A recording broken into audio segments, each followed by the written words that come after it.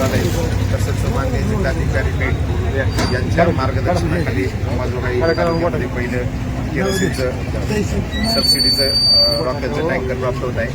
याची quantity 15 KL म्हणजे 15,000 litre आहे. माझे एकूण ह्या तालुक्यातील 45,000 लाभार्थी आहेत. प्रति लाभार्थी पिवळं कार्ड असेल, केसरी कार्ड असेल म्हणजेच अन्न सुरक्षा, अंत्योदय, शुभ्र आणि APL हे प्रति कार्डधारकाला प्रत्येकी 3 लिटर याप्रमाणे याचं वितरण होणार आहे. हे प्रथम येणाऱ्याला प्रथम प्राधान्याने हे केरोसिन विक्रेते जे आहेत ते आम्ही नियंत्रण काढले, त्याच्याप्रमाणे त्याची यादी पण आम्ही फ्लॅश आउट करू. त्याप्रमाणे हे वितरण होणार आहे.